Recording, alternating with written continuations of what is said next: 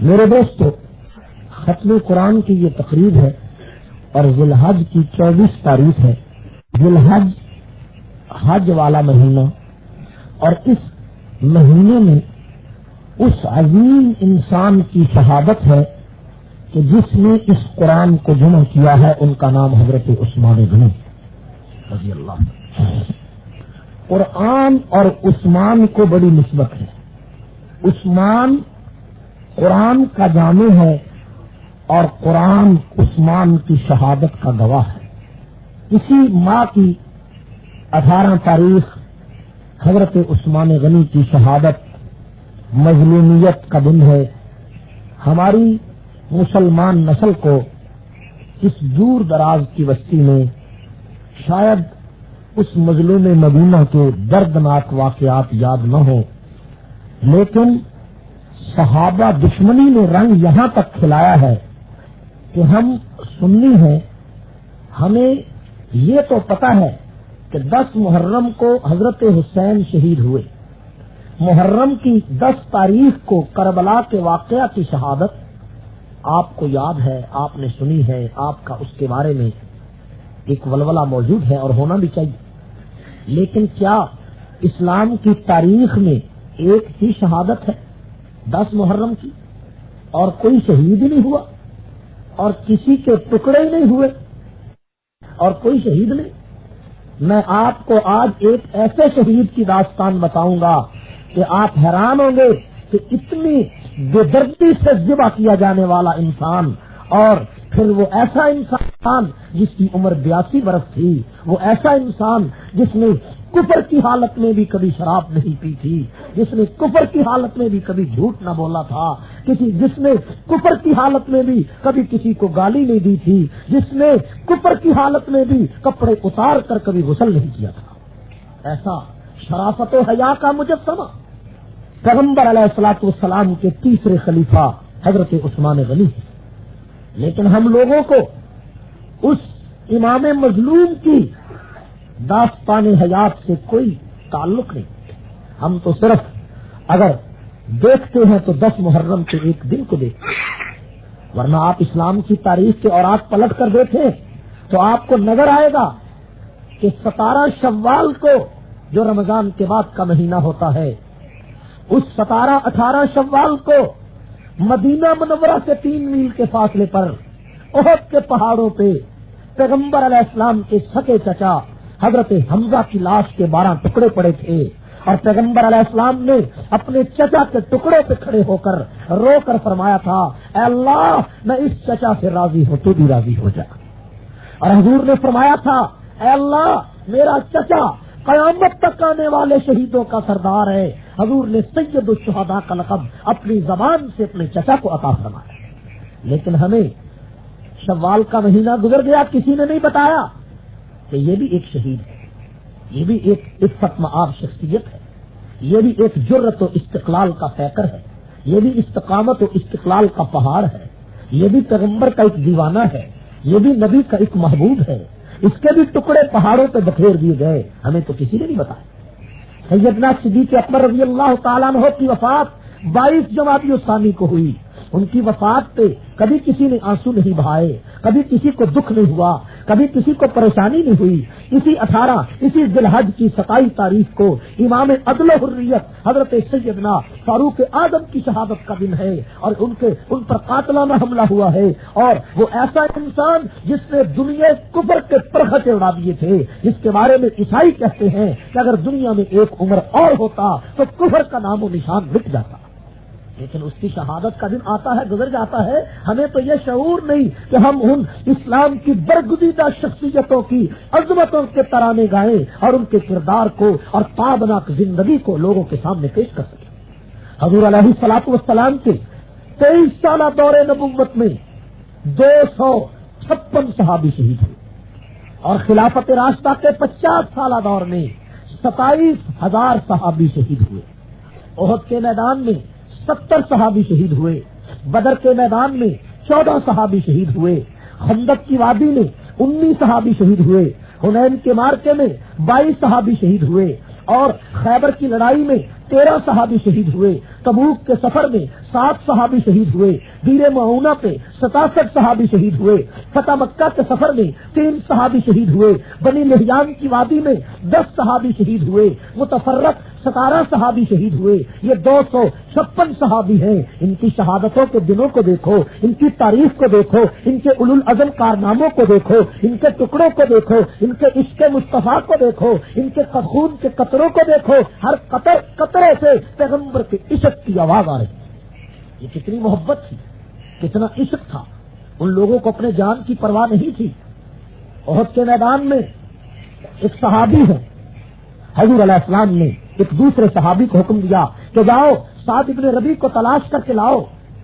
وہ سعد ابن ربیع کو تلاش کرنے گئے، لاشوں میں سعد نہیں ملے، زندوں میں نہ ملے، زخمیوں میں دیکھا تو سعد ابن ربیع تڑپ رہے ہیں۔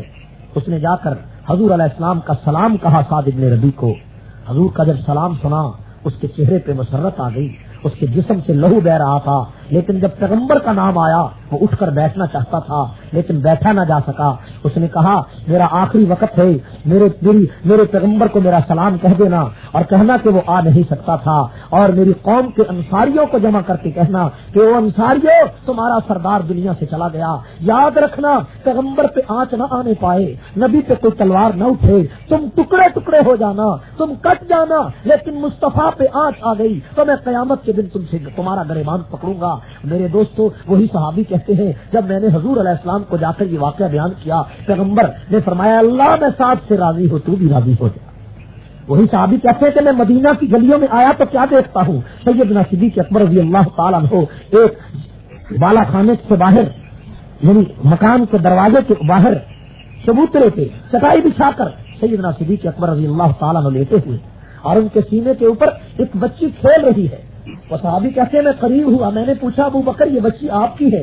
تو صدیق کی چیخ نکل گئی۔ ابو بکر نے فرمایا یہ میری بیٹی نہیں، یہ سعد ابن ربیع کی یتیم بچی ہے، میں اس لیے روتا ہوں کہ سعد کا جب آخری وقت آیا اس نے تمہیں یہ تو کہا کہ پیغمبر کو آنچ نہ آنے پائے، لیکن شہادت ہوتے ہوتے بھی اس کو اس یتیم بچی کا خیال نہیں آیا، اس کو اپنے پیغمبر کا خیال آیا۔ یہ مصطفیٰ صلی اللہ علیہ وسلم کا عشق جو ان لوگوں کے قلب و جگر میں پیوست کر چکا تھا۔ ایسے ہی عاشقوں میں ایک حضرت سیدنا عثمان غنی رضی اللہ تعالیٰ عنہ۔ شہادت شروع ہونے سے پہلے میں حضرت عثمان کے فضائل پر کچھ باتیں عرض کرنا چاہتا ہوں۔ حضرت عثمان غنی رضی اللہ تعالیٰ عنہ کو 2-3 ایسی فضیلتیں حاصل ہیں کہ کائنات انسانی میں کسی اور انسان کو حاصل نہیں۔ پہلی فضیلت یہ ہے کہ حضرت عثمان غنی رضی اللہ تعالیٰ عنہ وہ برگزیدہ شخصیت ہیں کہ جن کے نکاح میں حضور علیہ الصلوۃ والسلام کی یکے بعد دیگرے 2 بیٹیاں آئیں۔ آدم سے لے کر حضور تک کوئی انسان دنیا میں ایسا نہیں آیا جس کے نکاح میں کسی پیغمبر کی 2 بیٹیاں آئی ہوں۔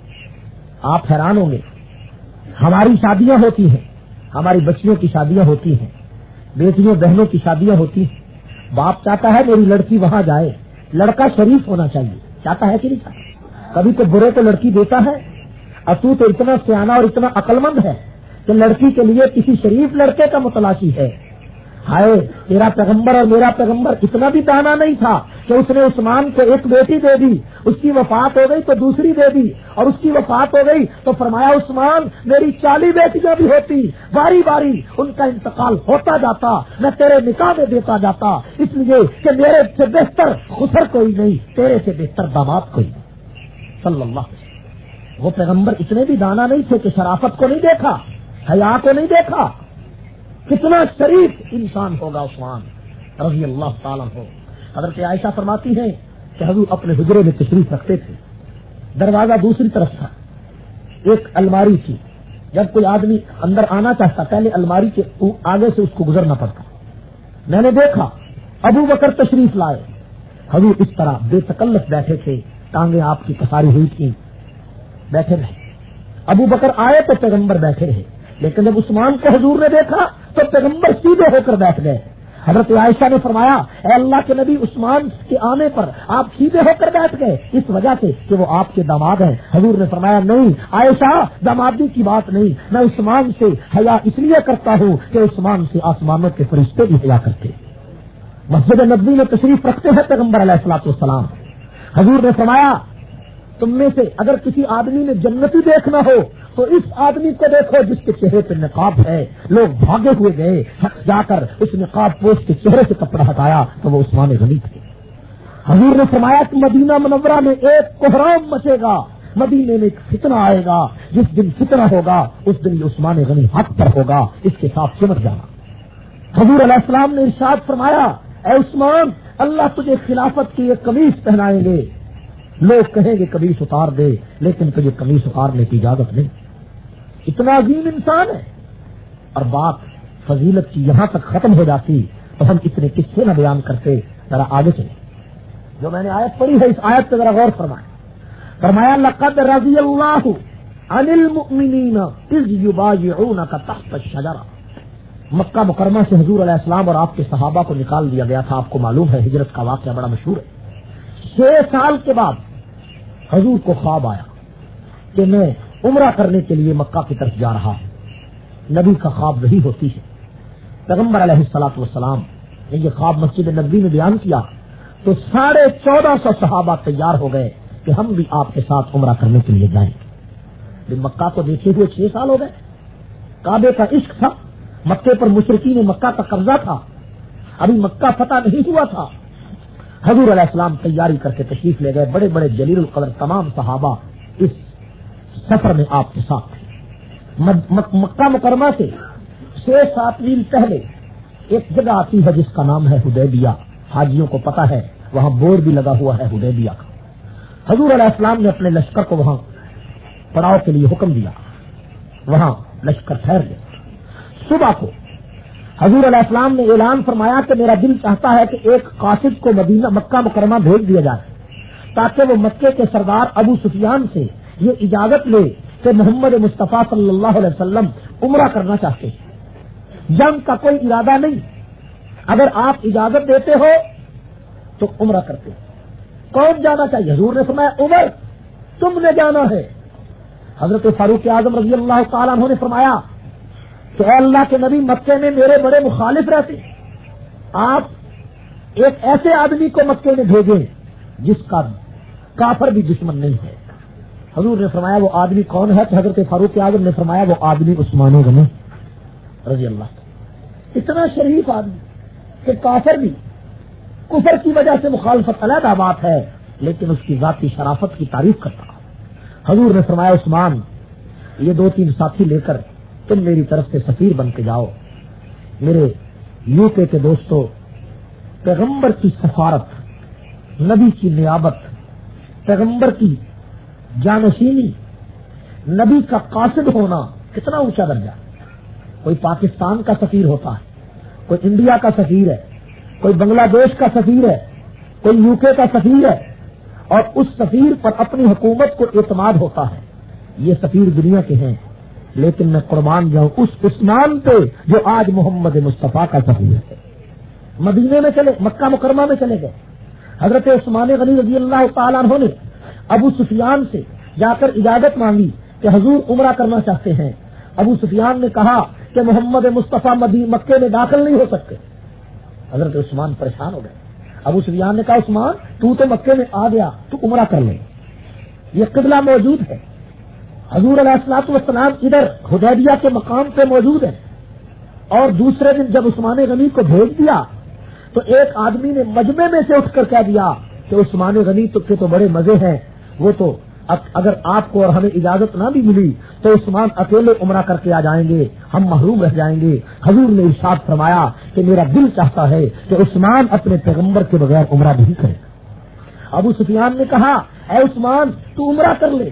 ابو سفیان سے حضرت عثمان نے فرمایا کہ جس عمرے میں, جس عبادت میں میرے پیغمبر کی رضا نہ ہو, عثمان مکے میں آ کر بھی عمرہ نہیں کر سکتا, نہ طواف نہیں کر سکتا, نہ صفا مروہ کی پہاڑی پہ نہیں جا سکتا, اس لیے کہ اس عمرے میں میرے مصطفیٰ کی رضا نہیں ہے. عثمان نے ساری دنیا کو یہ مسئلہ سمجھا دیا کہ عبادت بھی قبول وہ ہوتی ہے جس میں مصطفیٰ کی رضا ہو, اور طواف تو عبادت ہے, اور سعی تو عبادت ہے, زمزم کا پانی پینا تو عبادت ہے, حضرت اسود کا بوسہ تو عبادت ہے. لیکن آج عثمان یہ عبادت نہیں کرتا کہ اس عبادت میں محمد کی رضا نہیں صلی اللہ علیہ وسلم. حضور نے فرمایا کہ میرا دل چاہتا ہے کہ عثمان میرے بغیر طواف نہیں کرے گا، عمرہ نہیں کرے گا۔ ہائے ہائے، ادھر مکہ صلح حدیبیہ کے مقام پر تیسرے دن خبر مشہور ہو گئی کہ عثمان غنی کو ابو سفیان نے شہید کر دیا۔ جب حضرت عثمان نے فرمایا تھا کہ میں عمرہ نہیں کرتا تو اس نے حضرت عثمان کو گرفتار کر لیا، اس کے ساتھیوں کو بھی گرفتار کر لیا۔ یہ واقعہ دہرانا مقصود نہیں، آپ نے سنا ہوگا، لیکن میں ایک بات درمیان میں ایسی بتانا چاہتا ہوں کہ جو عثمان غنی کی عظمت اور امتیازی حیثیت ہے۔ حضرت عثمان گرفتار ہو گئے، یہاں خبر ملی کہ پیغمبر کے سفیر عثمان شہید کر دیے گئے۔ حضور پریشان ہوئے، حدیث میں موجود ہے کہ پیغمبر پریشان ہوئے۔ پریشان نبی کیوں ہوا؟ کہ عثمان کی شہادت کی خبر ملی، اگر غیب کا علم نبی کو ہوتا تو نبی پریشان ہوتے؟ یہ خبر غلط تھی۔ حضرت عثمان کی شہادت کی خبر ملی تو پیغمبر پریشان ہوئے، اور اس پریشانی کے عالم میں حضور علیہ الصلوۃ والسلام نے صحابہ کو حکم دیا کہ عثمان کا بدلہ لیے بغیر میں محمد مدینے میں واپس نہیں جاؤں گا، میں عثمان کا بدلہ لیے بغیر نہیں جاؤں گا۔ بدلہ لینے میں پیغمبر شہید ہو سکتے تھے، بدلہ لینے میں عمر اور ابو بکر شہید ہو سکتے تھے، جب کفار سے لڑائی کرنے کا ہی ارادہ کر لیا شہید ہو سکتے تھے۔ اس کو کہتے ہیں قیمت، اس کو کیا کہتے ہیں؟ قیمت۔ یہ ہے عثمان غنی کی قیمت کہ پیغمبر نے فرمایا جو تم میں عثمان کا بدلہ لینا چاہتا ہے وہ میرے ساتھ ہاتھ میں ہاتھ رکھ کر بیعت کرے۔ قرآن نے اسی بیعت کا ذکر کیا ہے کہ لقد رضی اللہ عن المؤمنین اذ یبایعونک تحت الشجرہ، عرش والا خدا ان 1450 آدمیوں پہ راضی ہو گیا کہ جنہوں نے عثمان کا بدلہ لینے کے لیے درخت کے نیچے کھڑے ہو کر میرے پیغمبر کے ہاتھ پر بیعت کی۔ رضی اللہ عن المؤمنین اذ یبایعونک، بیعت کی تھی تحت الشجرہ، اس رضوان کے درخت کے نیچے۔ اب دیکھیے بیعت شروع ہوئی، ابو بکر صدیق نے نبی کے ہاتھوں پہ ہاتھ رکھا، پھر عمر نے رکھا، پھر علی نے رکھا، پھر 1450 صحابہ نے پیغمبر کے ہاتھ پر ہاتھ رکھ کر کہا ہم عثمان کے لیے کٹ جائیں گے، مٹ جائیں گے، شہید ہو جائیں گے، سب کچھ قربان کر دیں گے۔ اب دیکھیے عثمان کی عظمت کا مقابلہ کائنات انسانی میں کوئی کر سکتا ہے کہ پیغمبر عثمان کے لیے کٹ جانے کو تیار ہے، ابو بکر بھی کٹ جانے کو تیار ہے، عمر بھی کٹ جانے کو تیار ہے، اور پھر جب یہ لوگ عثمان کی شہادت کی خبر سن کر کٹنے کے لیے تیار ہو گئے تو خدا نے کہہ دیا کہ تم 1450 آدمیوں پہ جنت واجب ہو چکی ہے۔ میرے دوستو اب بتاؤ، ایک عثمان ہے کہ جس کی وجہ سے 1450 صحابہ کو جنت کا ٹکٹ مل گیا۔ کسی آدمی کے لیے اتنا اونچا مقام نہیں آیا، نبی شہید ہونے کے لیے تیار ہے عثمان غنی کے لیے۔ اور بعد میں خبر آ گئی کہ عثمان شہید نہیں ہوئے، اور روایات میں آتا ہے کہ یہ خبر بیعت کے آخر میں پہنچی، لیکن حضور نے بیعت نہیں ختم کی، فرمایا اس بیعت کو جاری رہنے دو، یہ بیعت پھر کبھی کام آئے گی، اللہ کی حکمت تھی نا۔ آخر عثمان شہید ہوئے تیسرے خلیفہ بن کر۔ تو جن لوگوں نے عثمان کا بدلہ لینے کے لیے دشمنوں نے عثمان کا مقابلہ کیا تو ان میں سے کئی وہ لوگ تھے جنہوں نے پیغمبر کے ہاتھ پہ بیعت رضوان میں حصہ لیا تھا۔ وہ کہتے تھے ہم تو عثمان کی شہادت بے شک اب ہوئی ہے، اس شہادت کا بدلہ لینے کی پیغمبر کے ہاتھ پر بیعت کر چکے۔ میرے دوستو، حضرت عثمان کی شہادت کی بیعت پہلے ہو گئی، نبی کو علم غیر تھا، یہاں تو جناب علی پیروں کو کے کتوں کو غیب کا علم ہے، ٹھیک ہے، اور بادشاہ تسی تو ساری ہی گلا جان دو ہے جی، پیر کے پاس جاتا ہے نا آدمی، جناب آپ کو تو سب کچھ پتا ہے، اور وہاں پاکستان میں بورڈ لگے ہوئے ہیں کئی جگہ پر، جو چاہو سو پوچھو، جو چاہو سو۔ ایک مولوی صاحب بیچارے چلے گئے حافظ صاحب سے ندی میں آنکھوں سے، اس کا ہاتھ دیکھنے لگا، کہنے لگا تمہاری قسمت میں اولاد نہیں ہے۔ اس کو پتا تھا نابینا ہے، اس بیچارے کو کون دے گا؟ اس نے کہا تیرے باپ کے 8 لڑکے ہیں۔ اس نے کہا نابینے کو کون دے گا؟ ہائے ہائے، قرآن پاک نے کتنی وضاحت سے فرمایا وَعِندَهُ مَفَاتِحُ الْغَیْبِ کہ غیب کی ساری چابیاں اللہ کے پاس ہیں، کسی انسان کے پاس نہیں۔ ٹھیک ہے یا نہیں؟ قرآن پاک نے وَعِندَهُ مَفَاتِحُ الْغَیْبِ کہا، مفاتح مفتاح الغیب نہیں کہا۔ مفاتح کا معنی چابیاں اور مفتاح کا معنی چابی۔ اگر اللہ یہ کہتے کہ اللہ کہ میرے پاس غیب کی چابی ہے، مفتاح الغیب کہتے، تو یہاں پاکستان اور یو کے کا یہ بدعتی ملا کہتا کہ بڑی چابی اللہ کے پاس ہے، چھوٹی چھوٹی ہمارے پاس بھی ہے. ٹھیک ہے یا نہیں؟ چھوٹی چھوٹی ہمارے پاس بھی. فرمایا وَعِندَهُ مَفَاتِحُ الْغَیْبِ، غیب کی ساری چابیاں اللہ کے پاس ہے. کس کے پاس ہے؟ اللہ تعالیٰ سمجھنے کی توفیق عطا فرمائے. اور بات کوئی نہیں، لوگوں کی یہ مزاج ہے، یہ لوگوں کا ایک عقل کا دھوکہ ہے، دین کا پتہ نہیں ہوتا. جس کے کپڑے آدھے اترے ہوئے ہوں وہ آدھا ولی، جس کے پورے اتر جائے وہ پورا ولی. ٹھیک ہے یا نہیں؟ ہمارے وہاں تو ایسے ہوتا ہے کہ جو کپڑے اتار کر بازاروں میں پھرے کہتے ہیں یہ پہنچا ہوا ہے. کوئی یہ نہیں بتاتا کہ کہاں پہنچا ہوا ہے، دوزخ میں پہنچ گیا یا کسی گٹر میں پہنچ گیا، کہتے بھی پہنچا ہوا ہے. اور جو جناب علی بالکل کپڑوں سے ننگا ہو جائے، کپڑے بھی اتار دے، وہ جو ایک کچھا سا ہوتا وہ بھی اتار دے، تو کہتے ہیں اس پر 14 طبق روشن ہو گئے ہیں. میں نے کہا اس بیچارے پر 14 طبق کیا روشن ہوں گے، جو اس کو دیکھے گا اس پر روشن ہوتے جائیں گے. اللہ تعالیٰ سمجھنے کی توفیق عطا فرمائے، ہمیں شعور بخشے، ہمیں قرآن اور دین سمجھنے کی اللہ توفیق عطا فرمائے. میرے دوستو، حضرت عثمان غنی رضی اللہ تعالیٰ عنہ کی شہادت کی خبر غلط تھی، قرآن پاک نے اس کی وضاحت فرمائی.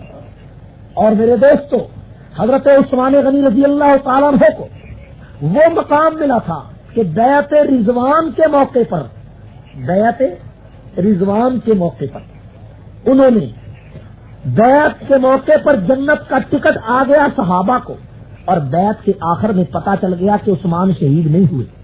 پیغمبر نے بیعت پھر جاری رکھی، اور حدیث میں آتا ہے کہ حضرت عثمان کا نام کسی نے پکارا کہ عثمان ابھی زندہ ہے، لہذا اس بیعت میں عثمان کو بھی شامل کرو. تو حضور علیہ الصلوۃ والسلام نے فرمایا لوگوں دیکھو یہ نبی کا ہاتھ ہے، یہ عثمان کا ہاتھ ہے. پیغمبر نے اپنے ہاتھ کو عثمان کا ہاتھ قرار دے کر اپنے اس ہاتھ پہ بیعت کی اور فرمایا یہ ہاتھ نبی کا نہیں عثمان کا ہے. اپنے ہی ہاتھ کو اس پیغمبر نے عثمان کے ہاتھ کو کیوں قرار دیا؟ یہ اس میں بڑے معنی پنہا تھے. کیوں کہ عثمان غنی کاتب وحی تھے، عثمان نے قرآن جمع کرنا تھا، عثمان نے کاتب وحی بننا تھا، عثمان وحی کے کاتب تھے. اللہ کے پیغمبر نے آج بتا دیا لوگوں عثمان کا ہاتھ اتنا دیانتدار ہے کہ یہ نبوت کا ہاتھ ہے، اس ہاتھ سے خیانت کبھی نہیں ہو سکتی. مولانا مودودی صاحب سے جو ہمیں اختلاف ہے وہ یہی تو ہے کہ انہوں نے اپنی کتاب میں لکھا کہ عثمان غنی خیانت کار تھے. میں حیران ہوتا ہوں کہ عثمان کو خیانت کار لکھنے والا اس کو یہ پتا نہیں چلا کہ پیغمبر نے جس کے ہاتھ کو اپنا ہاتھ قرار دیا ہو وہ ہاتھ خیانت کار ہو سکتا ہے. میرے دوستو، یہ حضرت عثمان کی عظمت و فضیلت ہے. حضرت عثمان غنی رضی اللہ تعالیٰ عنہ مدینہ میں تشریف رکھتے ہیں. 27 جنگوں میں ایک جنگ بدر کے علاوہ حضرت عثمان غنی نے پیغمبر علیہ السلام کے ساتھ شرکت فرمائی. ایک شیعہ مجھے کہنے لگا، فاروقی صاحب وہاں پاکستان میں، کہ حضرت عثمان جنگ بدر میں کیوں نہیں گئے؟ وہ حضرت عثمان کا مخالف تھا. میں نے کہا حضرت عثمان جنگ بدر میں نہیں گئے، یہ جواب میں بعد میں بتاؤں گا، پہلے تم بتاؤ کہ حضرت علی جنگ تبوک میں کیوں نہیں گئے. وہ حیران ہو گیا. میں نے کہا کہ تم نے عثمان غنی کے بارے میں پوچھا کہ وہ جنگ بدر میں کیوں نہیں گئے. میں نے کہا حضرت علی جنگ تبوک میں کیوں نہیں گئے. کہنے لگا مجھے تو پتا نہیں. میں نے کہا توجہ کریں، حضرت علی بھی جنگ تبوک میں پیغمبر کے حکم سے نہیں گئے، اور عثمان غنی بھی جنگ بدر میں حضور کے حکم سے نہیں گئے. حضرت عثمان غنی جانے لگے تھے بدر کی لڑائی میں، لیکن حضور کی وہ صاحبزادی حضرت رقیہ سخت بیمار تھیں جو عثمان غنی کی بیوی تھیں. حضور نے فرمایا عثمان میری بیٹی کی تیمارداری کرنا تیرا کام ہے، اور بدر کے غازیوں میں تیرا نام لکھنا خدا کا کام. چنانچہ جب بدر کی لڑائی سے حضور واپس آئے، حضور مدینہ میں پہنچے تو حضرت عثمان غنی حضرت رقیہ کی قبر پر مٹی ڈال رہے تھے، وہ فوت ہو چکی تھی. پیغمبر روتے ہوئے حضرت عثمان کے پاس آئے اور نبی نے فرمایا اے عثمان میری بیٹی رقیہ بڑی دیانتدار تھی، راتوں کو رویا کرتی تھی، سجدے کیا کرتی تھی. اور حضور علیہ السلام نے عثمان غنی کو بدر کے غازیوں میں ایسے شامل فرمایا کہ جو مال غنیمت غازیوں کو تقسیم کیا اس میں سے عثمان غنی کو بھی حصہ دیا، تاکہ دنیا کو یہ پتا چلے کہ عثمان پیغمبر کی بیٹی کی عیادت کرتا ہے، تیمارداری کرتا ہے، گویا کہ بدر کے میدان کا شریک ہے. میں نے کہا حضرت علی جنگ تبوک میں اس لیے نہیں گئے کہ حضور علیہ السلام جب بھی کسی لڑائی میں جاتے اپنے پیچھے ایک آدمی کو قائم مقام بنا کر جاتے. جنگ تبوک میں 2.5 لاکھ رومیوں سے صحابہ کا مقابلہ تھا, 30,000 صحابہ کا لشکر تھا. حضور نے حضرت علی المرتضیٰ کو مدینہ میں اپنا قائم مقام بنایا اور حضور چلے گئے. تو حضرت علی بھی حضور کے حکم کی وجہ سے تبوک میں نہیں گئے. اور چنانچہ جب حضور علیہ السلام اپنا لشکر لے کر چلے گئے تو پیچھے سے مدینے کی عورتیں جمع ہو کر حضرت علی کے پاس آئیں اور کہنے لگی تم اتنے بہادر ہو, اتنے بڑے جنرل ہو, اتنے جری ہو, اور تمہیں پیغمبر یہاں عورتوں اور بچوں میں چھوڑ کر چلے گئے. علی المرتضیٰ نے عورتوں کی باتیں سنی. جیسے جہاد تھا غالب آ گیا کہ میں اتنا بہادر ہو کر عورتوں میں رہ گیا. حضرت علی المرتضیٰ نے مدینہ چھوڑ دیا, مقام جرف پر پہنچے. حضور علیہ السلام کے پیچھے حضور علیہ السلام سے ملاقات ہو گئی. حضور نے دور سے دیکھ کر فرمایا کہ اے علی تم کیسے آئے ہو؟ تمہیں مدینہ میں اپنا قائم مقام چھوڑ کے آ گیا ہوں. حضرت علی نے فرمایا اتخلف علی فی الصبیان والنساء, آپ مجھے عورتوں اور بچوں میں چھوڑ کر آ گئے. حضور نے اس موقع پہ فرمایا تھا اما ترضى یا علی ان تکون منی بمنزلۃ ہارون من موسیٰ, اے علی تو اس بات سے راضی نہیں ہوتا کہ جس طرح موسیٰ طور پر گئے تھے تو اپنے بھائی کو ہارون بھائی کو بھائی سمجھ کر پیچھے چھوڑ گئے تھے, اسی طرح میں بھی تبوک میں آیا تو تجھے اپنا چھوٹا بھائی سمجھ کر میں اپنا قائم مقام بنا کر مدینے میں یہاں آ. میرے دوستو اس موقع پہ فرمائی. بعض لوگ اس حدیث سے کہتے ہیں علی کا پہلا نمبر دما دم مست کلندر علی کا پہلا نمبر. میں نے کہا کہ یہاں سے علی کا پہلا نمبر کیسے ثابت ہو گیا؟ یہ تو قائم مقامی ہے تبوک کی لڑائی کی.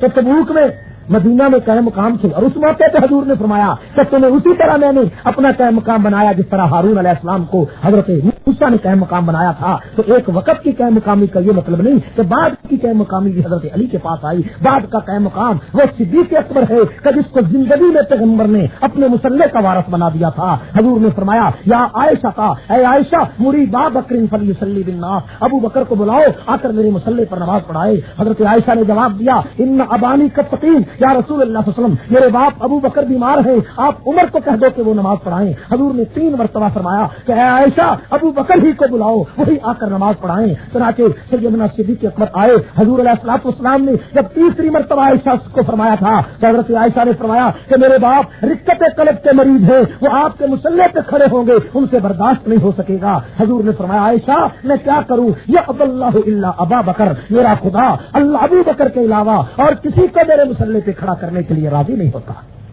یہ مقام علت تھا, یہ صحابہ کی عظمت تھی, یہ وہ مقام تھا کہ کائنات انسانی میں کسی اور کو نہیں لگا نبیوں کے بعد. میرے دوستو حضرت عثمان غنی رضی اللہ تعالیٰ عنہ موجود ہے مسجد نبوی میں.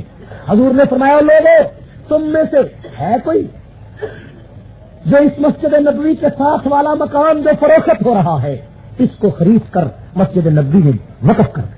وہ جگہ مسجد نبوی سے بھی زیادہ تھی, مسجد نبوی کی جگہ کا ایک حصہ بننا تھا اس کو.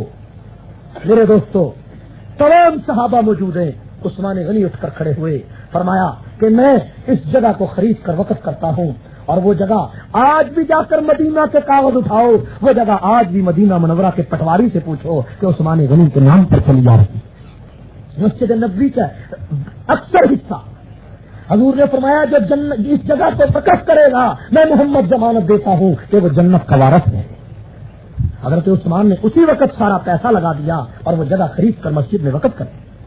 حضور نے فرمایا تم میں سے ہے کوئی جو اس یہودی والے دیرے روما کو خرید کر, روما کے کنویں کو خرید کر وقف کرے. میٹھے پانی کا کنواں ہے, صحابہ کو تکلیف ہوتی ہے, وہ کڑوا پانی پیتے ہیں. حضرت عثمان غنی اٹھے 8,000 درم خرچ کرتے اسی وقت دیرے روما کو خرید کر مسلمانوں کے لیے وقف کر دیا. حضور نے فرمایا اے اللہ میں عثمان سے راضی ہوں تو بھی راضی ہو جا.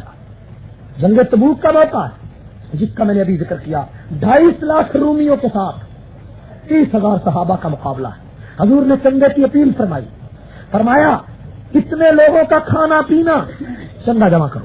یہ وہی غزوہ ہے کہ جس غزوے میں ایک عورت اپنے 3 مہینے کا بچہ لے کر میرے پیغمبر کے پاس آ گئی.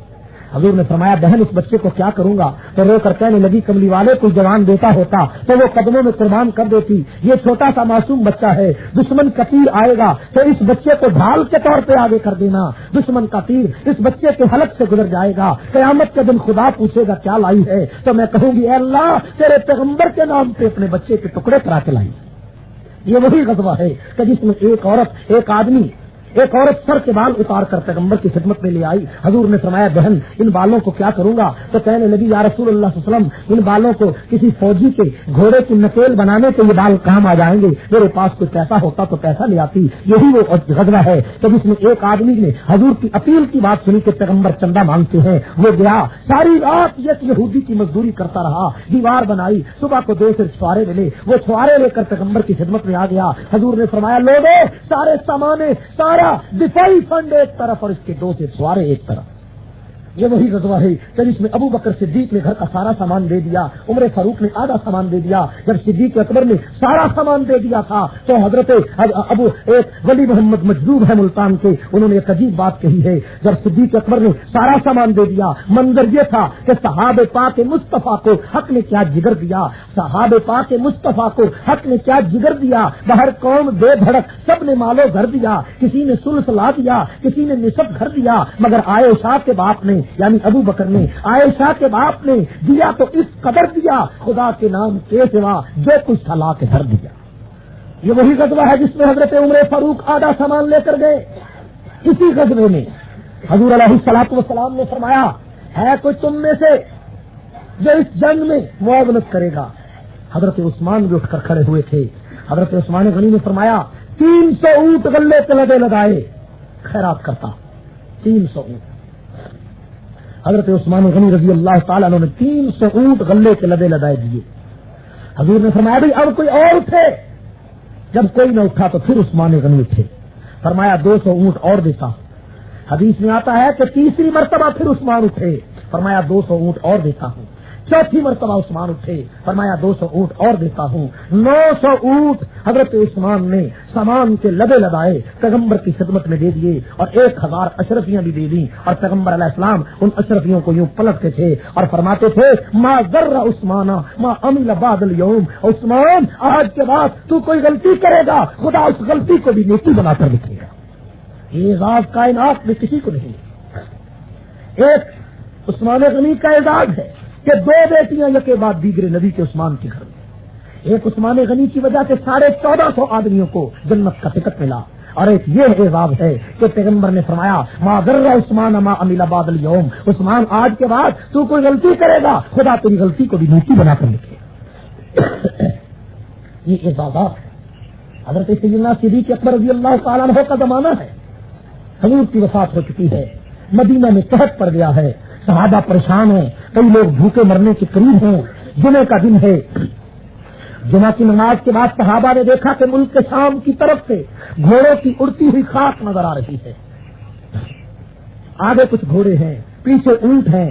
جب مدینہ کے قریب وہ قافلہ پہنچا تو پتا چلا یہ سارا سامان غلے کا لگا ہوا ہے، سینکڑوں اس میں اونٹ ہیں.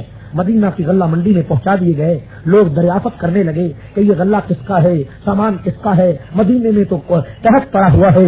سارے ویپاری مدینہ سے جمع ہو کر عثمان غنی کے گھر تشریف لے گئے. پتا چلا کہ یہ عثمان غنی کے ہیں. عثمان غنی مدینہ کے سب سے بڑے تاجر تھے، سب سے بڑے رئیس تھے. حضرت عثمان کے گھر پہنچے، فرمایا اے عثمان ہم چاہتے ہیں یہ سارے اونٹ ہم خرید لیں، ہم مدینہ کے لوگوں کو تقسیم کریں، ہم فروخت کریں گے. حضرت عثمان نے فرمایا تم مجھے کتنا منافع دو گے؟ تو انہوں نے کہا ہم مدینہ منورہ سے ہم ملک شام کی خریداری پر ہم تمہیں 10 درہم دیں گے. حضرت عثمان نے فرمایا کہ ہم مدینہ کے تاجر ہیں، بتائیے مدینہ منورہ کے تاجر تو ہم ہیں، ہم 10 سے 20 30 40 تک آپ کو منافع دینے کے لیے تیار ہیں. حضرت عثمان نے فرمایا مجھے تو منافع اس سے بھی زیادہ ملتا ہے. عثمان غنی نے جب یہ فرمایا تو تاجران مدینہ نے کہا کہ ہم تو مدینہ کے تاجر ہیں اور کون سا تاجر ہے جو تمہیں اس 40% سے بھی زیادہ منافع دیتا ہے؟ عثمان غنی نے فرمایا کہ میرے پاس وہ تاجر ہے کہ 10 گنا دنیا میں دیتا ہے، 70 گنا آخرت میں دیتا ہے. اس لیے تم گواہ ہو جاؤ کہ میں نے سارے اونٹوں کو اس خدا کے راستے میں خدا کے راستے میں تقسیم کرنے کا اعلان کر دیا. یہ مدینہ کے کسی تاجر کے لیے نہیں، یہ اس عرش والے تاجر کے پاس ہے کہ جو دنیا میں بھی دے گا آخرت میں بھی دے گا.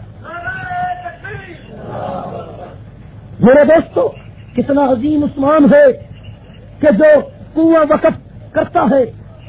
کتنے عظیم عثمان ہیں. اللہ تعالی ہم سب کو سمجھنے کی توفیق عطا فرمائے.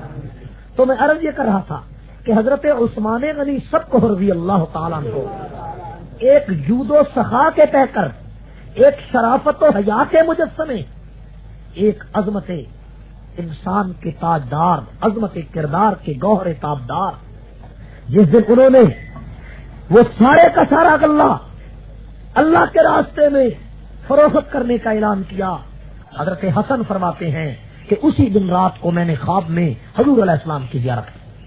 حضور کو فوت ہوئے ابھی 1.5 سال کا عرصہ ہوا تھا۔ حضرت حسن فرماتے ہیں میں نے نانا جی کو دیکھا، ایک سواری پہ سوار ہے، سرخ اور سفید چادر ہے اور ایک سبز چادر ہے، بڑی جلدی میں ہے۔ میں نے پوچھا نانا جی کدھر جاتے ہیں؟ فرمایا تمہیں پتا نہیں، آج عثمان غنی نے اللہ کے راستے میں ایک اتنی بڑی خیرات کی ہے، اللہ نے اس خیرات کو قبول کر لیا ہے اور جنت میں عثمان غنی کا ایک حور کے ساتھ نکاح ہے، میں محمد اس کی محفل عروسی میں شرکت کے لیے جا رہا ہوں۔ یہ البدایہ والنہایہ میں تفصیل سے یہ واقعہ موجود ہے۔ میرے دوستو، حضرت عثمان غنی رضی اللہ تعالیٰ عنہ حضرت فاروق اعظم کے بعد خلیفہ بنے۔ اور ایک بات اور میں آپ کو ذہن میں ڈالوں، خلافت راشدہ حضرت ابو بکر صدیق سے شروع ہوتی ہے۔ انہوں نے 11 لاکھ مربع میل زمین پر 2 سال 3 مہینے 10 دن تک خلافت کا زمانہ پایا۔ فاروق اعظم رضی اللہ تعالیٰ عنہ خلیفہ بنے، انہوں نے 10 سال 6 مہینے 10 دن تک 22.5 لاکھ مربع میل زمین پہ اسلامی خلافت قائم کی۔ یہ پاکستان جو ہے یہ تقریباً 3.25 لاکھ مربع میل زمین پہ آباد ہے، کراچی سے پشاور تک، اور یہ آپ کا یو کے یہ اس سے بھی چھوٹا ہے پاکستان سے بھی رقبے کے اعتبار سے، لیکن سیدنا فاروق اعظم کا رقبہ 22 لاکھ مربع میل زمین پہ پھیلا ہوا ہے۔ اور حضرت عثمان غنی خلیفہ بنے تو وہ 12 دن کم 12 سال تک 44.5 لاکھ مربع میل زمین پہ خلیفہ رہے۔ حضرت علی خلیفہ بنے تو وہ 5.5 سال تک 22.5 لاکھ مربع میل زمین پہ خلیفہ رہے۔ حضرت حسن خلیفہ بنے تو 6 مہینے تک 22.5 لاکھ مربع میل زمین پہ انہوں نے خلافت قائم کی۔ اور ان کے بعد حضرت امیر معاویہ رضی اللہ تعالیٰ عنہ کے ہاتھ پر جب حضرت حسن اور حسین نے بیعت کی، امت کا اجماع امیر معاویہ کے ہاتھ پر ہو گیا، تو حضرت معاویہ رضی اللہ تعالیٰ عنہ نے تنہا پوری دنیا کے نصف سے بھی زیادہ حصے پر یعنی 64,65,000 مربع میل زمین پر 19.5 سال تک پیغمبر کی خلافت نبوت کا پرچم ہوتا ہے۔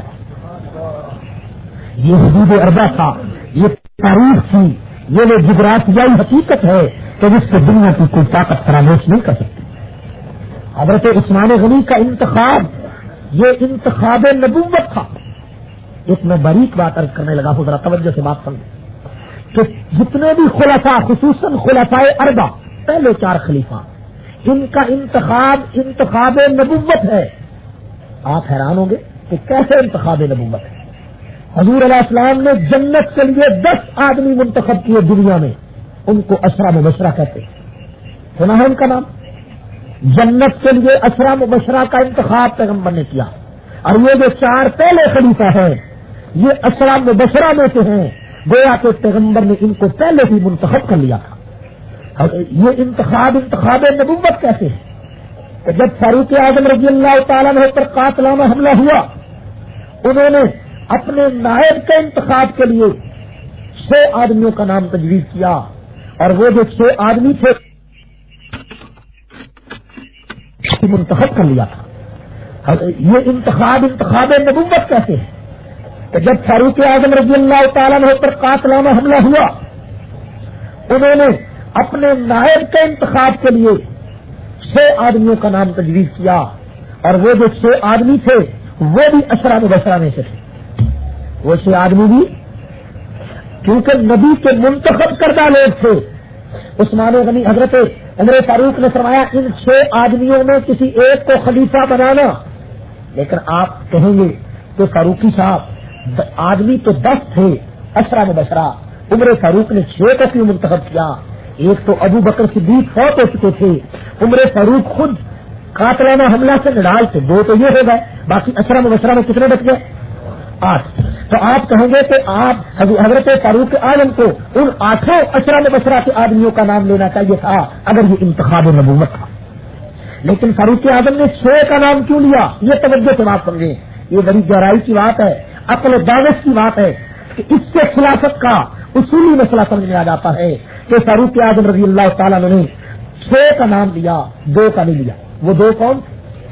2 تھے حضرت سعد بن ابی وقاص رضی اللہ تعالیٰ، نہیں میں غلط کہہ گیا، 2 تھے حضرت ابو عبیدہ بن جراح رضی اللہ تعالیٰ ہو اور حضرت سعید بن زید، حضرت سعید بن، یہ 2 آدمی۔ باقی 6 کون سے تھے جن کا نام حضرت فاروق اعظم نے لیا؟ حضرت عثمان غنی، حضرت علی المرتضی، حضرت طلحہ، حضرت زبیر، حضرت عبد الرحمن بن عوف، حضرت سعد بن ابی وقاص۔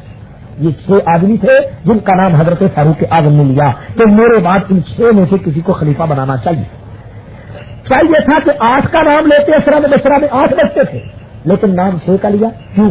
اس لیے کہ یہ جو 7ویں صحابی تھے حضرت ابو عبیدہ بن جراح، یہ حضرت عمر فاروق کے درمیانے دور میں شہید ہو چکے تھے، اس لیے ان کا نام نہیں لیا۔ اور 8ویں صحابی کا نام تھا سعید بن زید، یہ حضرت عمر فاروق کے سکے چچا زاد بھائی تھے۔ حضرت عمر جانتے تھے کہ خلافت کا جو انتخاب ہے وہ انتخاب نبوت ہے۔ حضور علیہ السلام نے اگر اپنے جانشینی کے لیے اپنے چچا زاد بھائی حضرت علی کا انتخاب خلافت کے لیے نہیں کیا تو میں اپنے چچا زاد بھائی سعید بن زید کا نام بھی خلافت کے لیے نہیں کر سکتا۔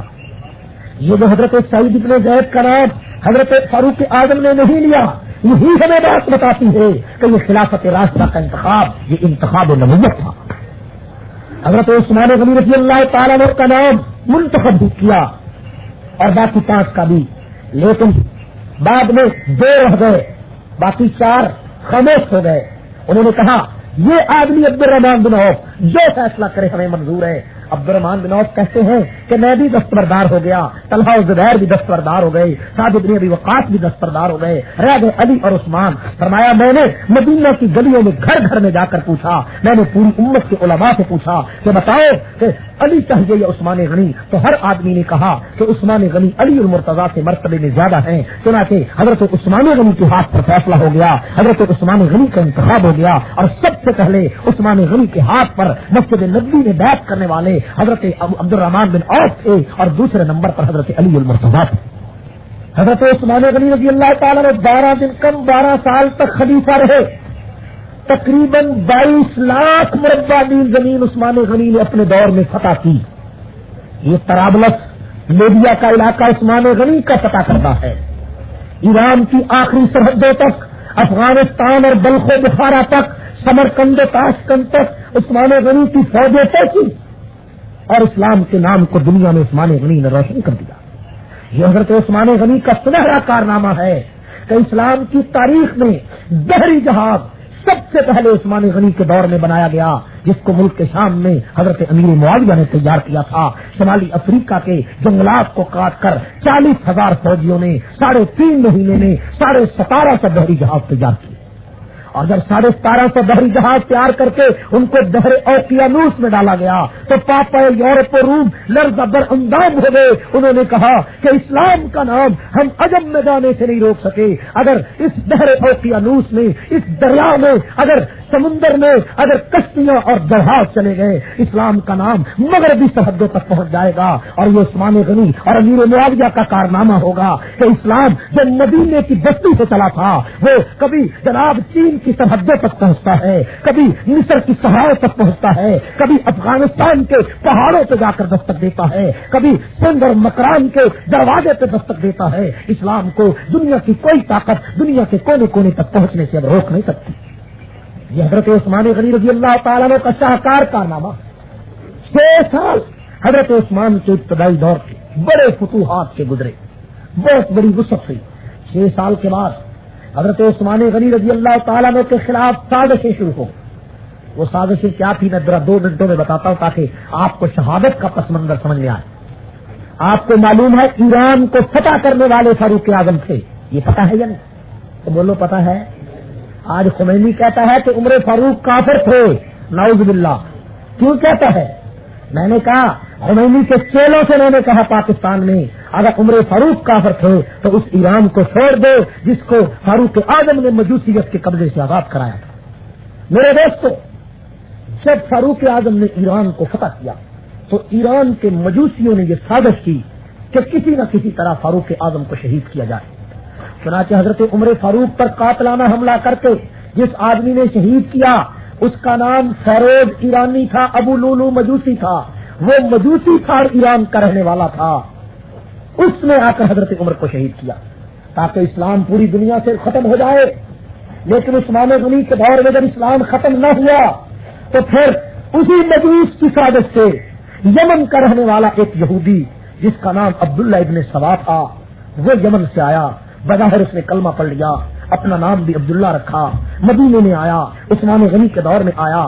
وہ کچھ سازشیں کرنے لگا حضرت عثمان کے خلاف. حضرت عثمان نے اس کو مدینے سے نکال دیا، وہ مصر میں جا کر بیٹھ گیا. یہود و مجوس کا آپس میں گٹھ جوڑ ہوا، انہوں نے کہا عثمان غنی کو شہید کر دیا جائے. چنانچہ یہی عبداللہ ابن سبا ہے جو شیعہ مذہب کا بانی ہے، کہ جس نے سب سے پہلے دنیا میں نعرہ لگایا تھا کہ خلافت کا حق علی کا ہے، ہر نبی کا ایک وسیع ہوتا ہے، نبی کا وسیع علی ہے. ابو بکر عمر عثمان نے زبردستی خلافت پہ قبضہ کر لیا ہے. سب سے پہلا یہ نعرہ عبداللہ ابن سبا نے لگایا، اور یہ بھی عبداللہ ابن سبا نے کہا کہ علی خدا ہے. حقیقت میں وہی جو آنی تھی یہ علی پر آنی تھی. بھول کر جبرائیل حضور علیہ السلام کے پاس چلے گئے. یہ سب سے پہلا نعرہ دنیا میں لگانے والا علی کے پہلے خلافت کا، علی کی محبت کا، علی کی مشکل کشائی کا، یا علی مرد کے نعرے کا یہ عبداللہ ابن سبا تھا جو مصر کا رہنے والا نسلاً یہودی تھا اور اسلام کو مٹانا چاہتا. چنانچہ حضرت عثمان غنی رضی اللہ تعالیٰ نے کو شہید کرنے کے اس نے منصوبے بنائے. 4 سال سازش پکتی رہی، 4-5 سال. بلاخر پورے اگلے 6 سال کے بعد وہ سازش تیار ہو گئی. اور یہ ایسا عبداللہ ابن سلام مردود انسان تھا کہ جب حضرت علی خلیفہ بنے تو یہ کوفے میں آ گیا اور اس نے کہا ہم شیعہ نے علی ہیں، ہم محبان علی ہیں، ہم فلاں ہیں. اور یہ ایسا انسان تھا کہ اس نے حضرت علی المرتضیٰ کے بارے میں کہا کہ حقیقت میں علی خدا ہے. جب حضرت علی کو پتا چلا کہ اس کا میرے بارے میں یہ نظریہ غلط ہے تو حضرت علی المرتضیٰ رضی اللہ تعالی اس کو بلایا، اس کے 70 ساتھیوں کو بلایا، اس کو 7 دن کی مہلت دی کہ اس نظریے سے توبہ کرو. لیکن 7 دن کے بعد بھی وہ کہتا ہے اے علی تو خدا ہے، تو چاہے نہ مانے تب بھی تو خدا ہے. چنانچہ حضرت علی نے اس آدمی کو اور اس کے 70 ساتھیوں کو زندہ آگ میں جلا دیا. میرے دوستو یہ ضمنی باتیں کر رہا ہوں تاکہ یہاں کے حالات کے مطابق آپ کے ذہن میں یہ معلومات رہیں کہ اس مذہب کا بانی کون ہے، ورنہ اس کی بڑی تفصیل ہے، وہ اس طرف نہیں جاتا. توجہ کریں. چنانچہ سازش تیار ہو گئی. اس سازش کے تحت ملک مصر سے سب سے پہلے 40 بلوائی باغی تیار کیے گئے، پھر ان کے ساتھ 450 باغی تیار کر کے مدینہ منورہ بھیج دیے گئے. وہ 40 آدمی سب سے پہلے آئے، ایک خط کا بہانہ بنایا، خط وقت کی بات کوئی نہ تھی. مدینہ میں آئے، انہوں نے کہا ہمارا صرف یہ مطالبہ ہے کہ عثمان غنی خلافت چھوڑ دیں. ان کا جناب علی فلاں جو یعنی مروان بن حکم ہے یا فلاں آدمی ہے، یہ ان کے گورنر غلطیاں کر رہے ہیں، یہ کر رہے ہیں. گورنروں کے زیادتیوں کا بہانہ بنایا. اس کا یہ مطلب ہوتا ہے کہ تم آ کر خلیفہ کو شہید کر دو. یہ مطلب ہوتا ہے کہ تم مدینہ کی حرمت کو باقی نہ رکھو. یہ مطلب ہوتا ہے کہ تم پیغمبر کے جوار میں، نبی کے پڑوس میں ایک مظلوم کو شہید کر دو، ایک شریف کو ذبح کر دو. اس کا یہ مطلب ہے نہیں میرے دوست، یہ ایک سازش تھی، یہ ایک گہری گھنونی ایک سب کلش اور سازش کا نتیجہ تھا کہ پیغمبر کا دوہرا داماد مدینے کی گلیوں میں ذبح کر دیا گیا. جمعہ کا دن ہے، ذی قعد کا مہینہ ہے. ذی قعد کی غالباً 8-9 تاریخ ہوگی، جمعہ کا دن ہے. حضرت عثمان غنی خطبہ دے رہے ہیں. صحابہ کی اکثریت حج کرنے کے لیے مکہ گئی ہوئی ہے. مدینہ میں سب صحابہ ہیں. مسجد نبوی میں جمعے کے لیے چند لوگ آئے ہیں. ان لوگوں میں آ کر باغی زیادہ بیٹھ گئے. حضرت عثمان خطبہ دینے کے لیے کھڑے ہوئے تو ایک باغی درمیان سے کھڑا ہوتا ہے، کہنے لگا امیر المومنین خطبہ بند کر دیں، ہم تمہاری تقریر سننے کے لیے تیار ہیں. حضرت عثمان غنی رضی اللہ تعالیٰ نے خطبہ جاری رکھا. ایک اور کھڑا ہوا، خطبہ بند کر دو. تیسرا کھڑا ہوا، چوتھا کھڑا ہوا، 5واں. بلاخر وہ 40 آدمی کھڑے ہو گئے اور کہا امیر المومنین خطبہ بند کر دو. حضرت عثمان نے جب خطبہ بند نہ کیا تو وہ ایسے ظالم تھے کہ انہوں نے باہر سے پتھر اٹھائے اور پتھر اٹھا کر عثمان غنی کے چہرے پہ مارے. ہائے 82 سال کا بوڑھا، روزہ رکھنے والا، ہر جمعے کو غلام آزاد کرنے والا، ایک قرآن ساری رات میں تلاوت کرنے والا، قرآن کا لکھنے والا اور دشمن کو بھی گالیاں نہ دینے والا، پتھر مارے. اور پتھر جب لگے چہرہ زخمی ہوا، چہرے سے لہو بہا. عثمان غنی بے ہوش ہو کر زمین پر گر گئے. وہ عصا مبارک جو ان کے ہاتھوں میں تھا ان ظالموں نے چھین لیا تھا, اس عصا کو توڑ کر باہر پھینک دیا. ان ظالموں کو یہ پتا نہیں تھا کہ یہ جو عصا ہے یہ عصا عثمان کا نہیں ہے, یہ عصا آمنہ کے درے یتیم کا ہے کہ پیغمبر بھی اسی عصا پر آسرا کر کے خطبہ دیا کرتے تھے. حضرت عمر کے ہاتھوں میں, ابو بکر کے ہاتھوں میں یہی عصا مبارک تھا. تو میرے دوستو, حضرت عثمان غنی رضی اللہ تعالیٰ عنہ مدینہ منورہ میں بے ہوش مسجد نبوی میں پڑے. صحابہ کرام نے حضرت عثمان کو اٹھا کر گھر میں عصر کی نماز سے پہلے ان کو ہوش آیا. حضرت عثمان غنی رضی اللہ تعالیٰ عنہ کو عصر سے پہلے ہوش آیا. حضرت علی المرتضیٰ وہاں موجود تھے.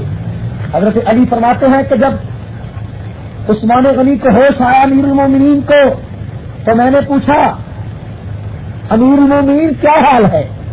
امیر المومنین نے میری بات نہیں سنی, ہوش آتے ہی کہا اے علی بتاؤ اہل مدینہ کا کیا حال ہے؟ میں نے کہا امیر المومنین سارے مدینہ کے لوگ تمہارے بارے میں پریشان ہیں, آپ اہل مدینہ کا پوچھتے ہیں؟ عثمان غنی نے فرمایا علی تجھے پتا نہیں, میری بات کو چھوڑو, مجھے مدینے کا بتاؤ, یہ میرے مصطفیٰ کا مدینہ ہے. قیامت کے دن اس مدینے کے بارے میں مجھ سے پوچھا جائے گا.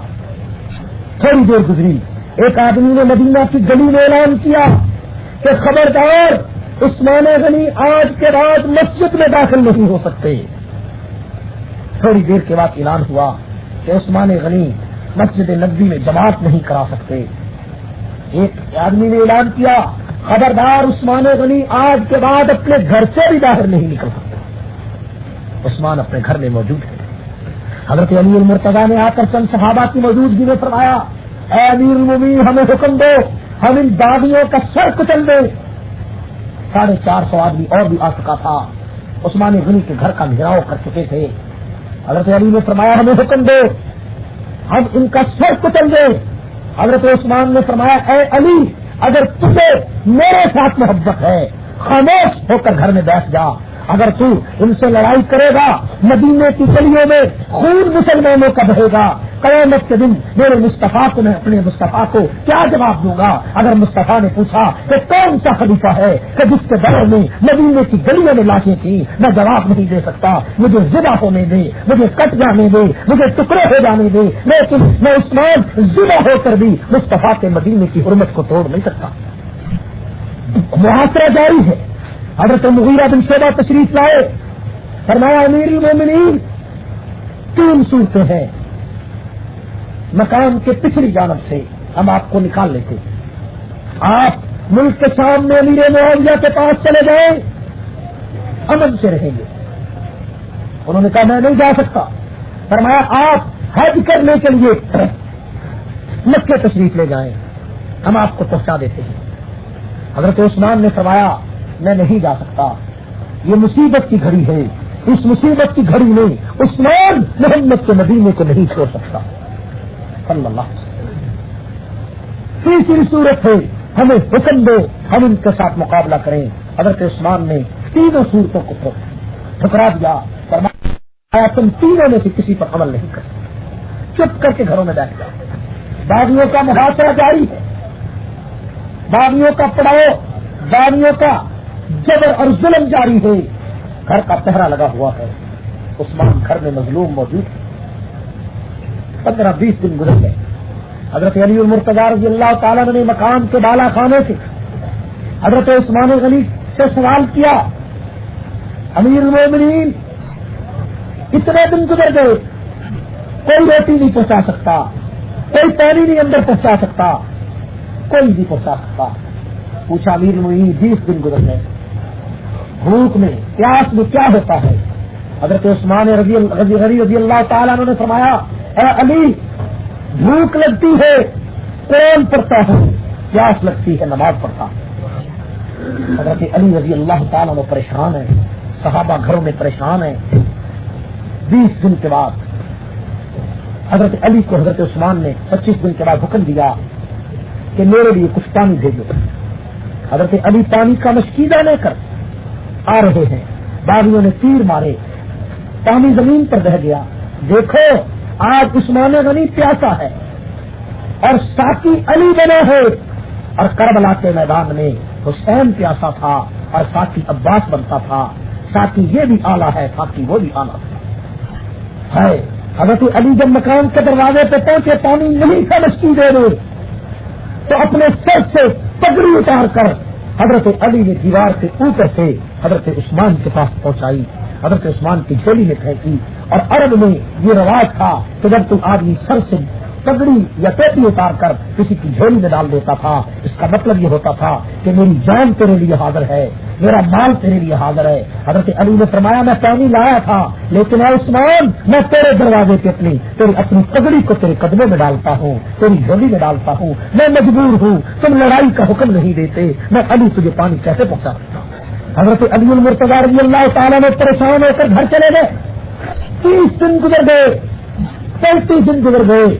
جب 37 دن گزر گئے، حضرت عثمان غنی رضی اللہ تعالیٰ نے بھوک ہے، پیاس ہے، گھر میں ایک بیوی ہے نائلہ، کھانا پانی تھوڑا سا ان کے پاس موجود رہتا تھا.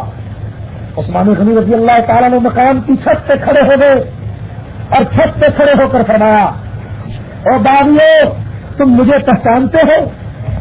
باغیوں نے کہا ہاں پہچانتے. فرمایا کیا میں وہ عثمان نہیں ہوں جس کو پیغمبر نے یکے بعد دیگرے 2 بیٹیاں دی؟ انہوں نے کہا ہاں ہم پہچانتے. فرمایا کیا میں وہ عثمان نہیں ہوں، میں تم سے کوئی بھیک تو نہیں مانگتا؟ میں وہ عثمان ہوں جس نے بیر روما کا کنواں خرید کر وقف کیا تھا، روما کا کنواں میٹھے پانی کا. آج تم مجھے اسی اپنے خریدے ہوئے کنویں سے 2 پانی کے گھونٹ پینے کی اجازت نہیں دیتے. میں کوئی بھیک تو نہیں مانگتا، میرے خریدے ہوئے کنویں سے کوئی 2 گھونٹ تو پانی کے پینے دیتے. کیا میں وہ عثمان نہیں ہوں جس نے مسجد نبوی کی جگہ خرید کر دی تھی؟ انہوں نے کہا جی آپ وہی ہیں. فرمایا اگر میں وہی عثمان ہوں تو پھر آج تم مجھے اسی جگہ پر، اسی مسجد نبوی میں جو میری خریدی ہوئی جگہ پر بنی ہے، تم وہاں مجھے 2 دفعہ چلنے کی اجازت نہیں دیتے. انہوں نے کہا عثمان تیری باتیں ساری ٹھیک ہیں، لیکن تجھے خلافت چھوڑنی پڑے گی. جب تک خلافت نہیں چھوڑے گا ہم تجھے تیری کوئی بات سننے کے لیے تیار نہیں. آئے وہ مدینے کا مظلوم ہے، تو نے 3 دن کے پیاسے حسین کو یاد رکھا، کربلا کے میدان میں تو نے 40 دن کے پیاسے اور بھوکے اس مدینے کے مظلوم کو نہیں یاد رکھا. 82 سال کا بوڑھا، اور 82 سال کی عمر میں بھی کوئی اس لائق ہوتا ہے اس سے پانی بند کیا جائے، اس سے روٹی بند کی جائے، اس سے گالیاں دی جائے؟ پھر بے قصور ہے. حضرت حسین کا تو مقابلہ ہوا، یہ مقابلے والا نہیں تھا. ہے حضرت عثمان پریشان ہو کر مکان کی چھت سے نیچے آ گئے، قرآن کی تلاوت میں مصروف ہو. حضرت علی آئے، انہوں نے اپنے بیٹے حسن اور حسین سے کہا بیٹا جاؤ اپنے چچا عثمان کے دروازے کے پہرے دار بن جاؤ، مجھے خطرہ ہے کہ تمہارے چچا کو دشمن شہید کر دیں گے. حضرت حسن اور حسین اور حضرت محمد ابن ابی طلحہ، حضرت طلحہ کے بیٹے آئے اور حضرت عثمان کے دروازے کے چوکیدار بنے. مجھے بتاؤ کہ حسین چوکیدار کیوں بنا، حسن چوکیدار کیوں بنے؟ عثمان کی اس یونیورسٹی میں داخل ہونے کے لیے حسین آیا، حسن آیا. آپ بھی کہیں گے کہ یہ چوکیداری پہرا تھا، میں کہتا ہوں صرف پہرا نہیں تھا، اصل میں حسین اپنے چچا عثمان کے دروازے پہ آ کر یہ سبق سیکھنا چاہتا تھا کہ پیاسا رکھ کر قرآن کیسے پڑھا جاتا ہے. حضرت عثمان غنی رضی اللہ تعالیٰ میں گھر موجود ہیں، دروازے پہ حسن اور حسین چوکیدار ہیں، پہرے دار ہیں. ان چوکیداروں کا بھی کوئی مقابلہ نہیں کر سکتا، لیکن عثمان کی طرف سے لڑائی کا کوئی حکم نہیں ہے، کوئی اجازت نہیں ہے. 40 دن پورے ہو گئے، 40 دن. حضرت نائلہ فرماتی ہے تہجد کا وقت ہے، حضرت عثمان امیر المومنین اٹھے اور اٹھ کر فوراً مجھے بلایا اور بلا کر کہا نائلہ میری شہادت کا وقت قریب آ گیا. فرمایا مجھے خواب میں ابھی حضور علیہ السلام کی زیارت ہوئی ہے. حضور نے فرمایا عثمان تیرے 40 دن کا روزہ پورا ہو گیا ہے، حوض کوثر پہ ہم افطاری کے لیے موجود ہیں، کل دوپہر تک تو ہمارے پاس پہنچ جائے. हाय हजरत नायला की चीखें निकल गई। फरमाया अमीर उल-मोमिनीन ये दुश्मन तुम्हें शहीद नहीं कर सकते। फरमाया नायला मेरी शहादत का वक्त करीब है, मुझे मेरे लिए पैजामा ले आओ। हजरत उस्मान के लिए पैजामा लाया गया और हजरत उस्मान गनी नमाज पढ़कर तयम्मुम करके नमाज पढ़ के फिर कुरान की तिलावत में मसरूफ हो गए। रोजे की नियत की हुई है, जुमा का दिन है, मदीना मुनव्वरा का आलम है, दोपहर के 10 बजे का वक्त है। एक आदमी मकान की छत के पीछे से दीवार फलांग कर अंदर दाखिल होता है और आकर उस्मान गनी के सामने खड़ा हो जाता है। वो मदीने का मजलूम है। मेरे दोस्तों, वो मदीने की हुर्मत को बाकी रखने के लिए लड़ाई की इजाजत नहीं देता है। आज वो आदमी एक लोहे की लाठ लेकर उस्मान के सामने आकर खड़ा है और कहने लगा उस्मान खिलाफत छोड़ दे। फरमाया मैं पैगंबर के हुक्म की खिलाफ वर्जी नहीं कर सकता। हजूर ने फरमाया था उस्मान अल्लाह तुझे खिलाफत की कमीज पहनाएगा, वो तो कमीज तुझे उतारने की इजाजत नहीं है, मैं वो कमीज नहीं उतार सकता, ये खिलाफत की कमीज है, ये नबी का हुक्म है। मेरे दोस्तों, उस मरदूद जालिम ने उस्मान गनी की दाढ़ी को पकड़ा और पकड़कर उस्मान के सर अक़दस पे लोहे की एक लठ मारी और खून के फव्वारे सर अक़दस से जारी हो गए। चेहरा रंगीन हो गया, खून गिरा, कुरान पाक के सफ़ात को रंगीन कर। आपने ये सुना है कि जो शहीद जिस जगह पर शहीद होता है क़यामत के दिन वो जगह उसकी शहादत की गवाही देगी। मेरे दोस्तों, बदर के शहीदों की गवाही बदर का मैदान देगा, उहद के शहीदों की गवाही उहद का मैदान देगा। लेकिन उस्मान हम तेरी अजमतों से कुर्बान जाएं कि जब तेरी शहादत की गवाही की बारी आएगी तो अल्लाह का कुरान मैदान में आएगा। सारी रात कुरान पढ़ता है, दिन को कुरान पढ़ता है। उस्मान को कुरान से बड़ी मोहब्बत है और कुरान और उस्मान मैं आज फख्र करता हूँ अहले सुन्नत के लिए। अहले सुन्नत के सीने में कुरान भी है, उस्मान भी है और जिसके सीने में उस्मान न हो उसके सीने में कुरान नहीं आ सकता। आप शिया को देखें, वो हाफिज क्यों नहीं होते? इसलिए कि उनके सीने में उस्मान नहीं है और जिसके सीने में उस्मान न हो उसके सीने में कुरान नहीं आ सकता। और कुरान और उस्मान को बड़ा गहरा ताल्लुक है। कुरान भी अहले सुन्नत के पास है और उस्मान भी अहले सुन्नत के पास है। हजरत उस्मान गनी का चेहरा खून से रंगीन है। एक आदमी और आया, हजरत नायला पे हमला करना चाहता है। हजरत नायला छुड़ाने के लिए आई, उस जालिम ने खंजर मारा, हजरत नायला की उंगलियां कट कर जमीन पर गिर पड़ी। आए उस्मान गनी ने देखा और फरमाया अल्लाह इसके हाथ तोड़ दे, इसके पांव तोड़ दे, इसको दोजख में डाल दे, इसने मेरे हरम पे हाथ डाला है। थोड़ी देर के बाद एक आदमी आया, उसने उस्मान गनी के हाथों से हजरत उस्मान को घसीटा, नीचे गिरा दिया, एक खंजर सीने में पेवस्त किया। उस्मान गनी शहीद हो गए, खून बहने लगा। उस मर्दूद ने उस मदीना के मजलूम को मकान के अंदर से खींच कर बाहर सहन में कूड़ा करकट पे लाश को रख दिया। हाय हजरत नायला फरमाती है मेरे हाथ जख्मी थे, मैं रोती हुई आई, 10-11 बजे का वक्त है, मैं अपने मजलूम मदीना के मजलूम के उसके चेहरे के पास बैठ गई। जुमा का दिन है। हजरत नायला फरमाती है उस दिन मस्जिद नबवी से अजान की आवाज नहीं आई, कोहराम मचा हुआ है।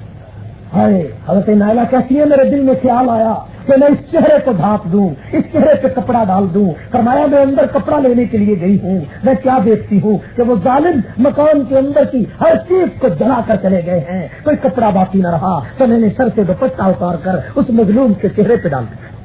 शाम तक कोई आदमी नहीं आया, पहरा लग गया। उस्मान का जनाजा नहीं उठा सकते, उस्मान को कफन नहीं दे सकते। हाय तुमने आज तक दुनिया में ऐसा मजलूम तो कोई नहीं देखा होगा, कोई जालिम किसी को कत्ल करके और लाशों को तो गैर नहीं करता और लाशों के ऊपर पहरा तो कभी लगाया नहीं सुना था कि तुम कफन नहीं पहना सकते, तुम दफन नहीं कर सकते। ये मदीने का मजलूम है। हाय करबला के मजलूम को याद करते हो, तुम मदीना के इस मजलूम को क्यों नहीं देखते कि जिससे बड़ी अजमत वाला दुनिया में कोई है। मेरे दोस्तों, हजरत उस्मान गनी रज़ी अल्लाह ताला मजलूमियत की कोई हद होती है। मजलूमियत की इतनी हद है कि ज़िबा करने के बाद, शहीद करने के बाद उस पर पहरा लगा दिया कि तुम कफन नहीं पहना सकते, तुम दफन नहीं कर सकते। हाय हजरत नायला कहती है जुमा का दिन था, सारा गुजर गया, कोई नहीं आ सका। सारी रात मैं अपने मदीना के मजलूम के इस शहर की लाश पे बैठी रही। सुबह हुई, 10 बजे का वक्त आया। हाय कोई गमगुसार नहीं आया, कोई गम बताने वाला नहीं आया। کسی عورت کا خاوند فوت ہو جائے، اس عورت کا باپ آتا ہے، بیٹی گھبرانے کی ضرورت نہیں ہے، تیرا سہاگ گزر گیا تو کوئی بات نہیں، بھائی آتا ہے، بہن تیرا شوہر فوت ہو گیا تو کوئی بات نہیں، ہم تیرے ساتھ تعاون کریں گے، ہم تیری عزتوں کی لاج رکھیں گے۔ لیکن آج نائلہ اتنی مظلوم ہے کہ مدینہ کی گلیوں سے کوئی اس کا باپ اور بھائی گھر نہیں آ سکتا ہے جو اس مظلوم عورت کے سر اقدس پہ ہاتھ رکھے۔ حضرت نائلہ فرماتی ہے کہ 10-11 بجے کا وقت ہوگا، میں نے کہا کہ بڑی پریشانی ہے، اے اللہ تیرے سوا کوئی نہیں ہے۔